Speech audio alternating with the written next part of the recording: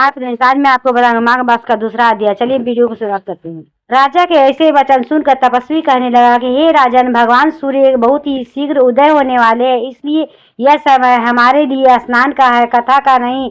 सो आप स्नान करके अपने घर को जाओ और अपने गुरु श्री वशिष्ठ जी से महात्मा को सुनो। इतना कहकर तपस्वी सरोवर में स्नान करने के लिए चले गए। राजा के विधि पूर्वक सरोवर में स्नान करके अपने राज्य को लौटा और रानीवास में जाकर तपस्वी के साथ कथा रानी को सुनाई। तब सूत जी कहने लगे, हे महाराज, राजा ने अपने गुरु वशिष्ठ से क्या प्रश्न किया था कि उन्हें क्या उत्तर दिया, और सो कहिए। व्यास जी कहने लगे, हे सूत जी, राजा दिलीप को रात्रि का सुख से सोकर प्रातः समय ही गुरु श्री वशिष्ठ के पास जाकर उनके चरणों को छूकर प्रणाम करके तपस्वी बताए हुए प्रश्नों को अति नम्रता से पूछा कि गुरु जी, अपने आचार, दंड, नीति, राज्य, धर्म तथा चारों वर्णों के चारों आश्रमों की क्रियाओं को, दान और उनके विधान, यज्ञ और उनकी विधियां, व्रत और उनकी प्रतिष्ठा तथा भगवान विष्णु की आराधना अनेक प्रकार से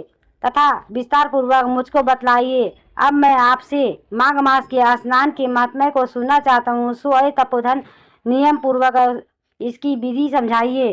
गुरु वशिष्ठ जी कहने लगे, हे राजन, तुमने दोनों लोकों में कल्याणकारी, वनवासी तथा गृहस्थियों के अंत का ही पवित्र करने वाले माघ मास में स्नान का बहुत ही सुंदर प्रश्न पूछा है। मकर राशि में सूर्य के आने पर माघ मास में स्नान का फल गौ, भूमि, तिल, वस्त्र, स्वर्ण, अन्न, घोड़ा आदि दानों को चंद्रयान और ब्रह्मकुच व्रत आदि से अधिक होता है। वैशाख तथा कार्तिक में जप, दान, तप और यज्ञ का बहुत ही फल देने वाले हैं, परंतु माघ मास पर इनका फल बहुत ही अधिक होता है। माघ मास में स्नान करने वाला पुरुष राजा और मुक्ति के मार्ग में जाने वाला होता है। दिव्य दृष्टि वाले महात्माओं ने कहा है कि जो मनुष्य माघ मास में सकाम या भगवान के नियम पूर्वक माघ मास में स्नान करता है, वह अनंत फल वाला होता है। उसको शरीर की शुद्धि, प्रीति और ऐश्वर्य तथा चारों प्रकार के फलों की प्राप्ति होती है। अदिति ने 12 वर्षों तथा मकर संक्रांति में अन्न और त्याग कर स्नान किया है। उसने इससे तीनों लोकों में उज्जवल करने वाला 12 पुत्र उत्पन्न हुए। माघ मास में स्नान करने से रोहिणी, शुभांगा, अरुंधति, दानशिला हुई, इंद्राणी के समान रूपवती होकर प्रसिद्ध हुई। जो माघ मास में स्नान करते हैं वह देवताओं के पूजन के तत्पर रहते हैं। उनको सुंदर स्थान, हाथी और घोड़ा और सवारी तथा दान द्रव्य प्राप्त होता है। अतिथियों में से उसका घर भरा रहता है। जो उनके घर में सदा बेध्वनि होती रहती है, वह मनुष्य धन धान्य से पुण्य होता है। जो माघ मास में स्नान करते हैं, दान देते हैं, व्रत और नियमों का पालन करते हैं और दूसरों को पुण्यों को छीना होने से मनुष्य की स्वर्ग से वापिस आ जाता है। परंतु जो मनुष्य माघ मास में स्नान करता है वह कभी स्वर्ग से वापस नहीं आता है। इससे बढ़कर उसके नियम, तप, दान पवित्र और पाप नाशक नहीं। भृगु जी ने मणि पर्वत में विद्याधरों को यह सुनाया था कि तब राजा ने कहा, हे ब्राह्मण, भृगु ऋषि ने तब कब मणि पर्वत पर विद्याधरों को उपदेश दिया था, सो बतलाइए। तब ऋषि जी कहने लगे कि हे राजन, एक समय 12 वर्ष तक वर्षा न होने के कारण, सब प्रजा छीन होने के कारण संसार में बड़ी ही उद्विग्नता फैल गई थी।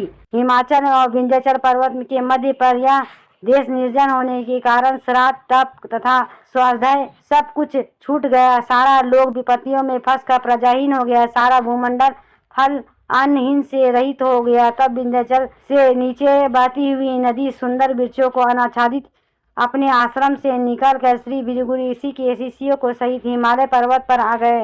इस पर्वत की चोटी नीली और नीचे का हिस्सा सुनहरी होने के कारण सारा पर्वत पीताम्बरधारी श्री भगवान के समक्ष लगता है। पर्वत के बीच का भाग नीला और बीच बीच में कहीं कहीं सफेद स्टापिक होने के तरफ से युक्त आकाश जैसी शोभा को प्राप्त करता है। रात्रि के समय पर्वत दीपकों की तरह चमकती हुई दिव्य औषधि से पूजित किसी माल की शोभा को प्राप्त होता है। वह पर्वत शिखाओं से बांसुरी बजाती हुई सुंदर गीत गाती हुई किनारियों तथा केले के पत्तों को पत्रकारों के अत्यंत शोभा को प्राप्त रहा। यह पर्वत नीलम, पन्ना और पुखराज तथा इसकी चोटी से निकलती हुई रंग बिरंगी किरणों के इंद्रधनुष के समान प्रतीत होता है। स्वर्ण आदि सब धातुओं से चमकते हुए रत्नों के चारों ओर फैली हुई अग्नि ज्वाला के समान शोभायमान है और इनकी कजराओं में काम की पीड़ित बीनाधारी और पतियों के साथ आकर भ्रमण करती है। सभी गुफाओं ऐसे ऋषि मुनियों जैसे संसार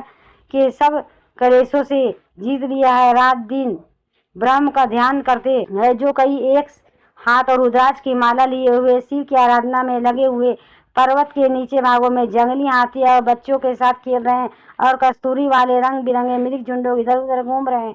यह पर्वत सदा राजहंस के तथा मोरों से हरा भरा रहता है, इसी कारण इसका हेमकुंड कहते हैं। यह सदैव ही देवता ग्रह के अप्सरा निवास करती है। दोस्तों, ये वीडियो कैसी लगी? लाइक करें, सब्सक्राइब करें, बेल वाला आइकन को ऑन में कर ताकि इसी तरह के लेटेस्ट वीडियो रोजाना में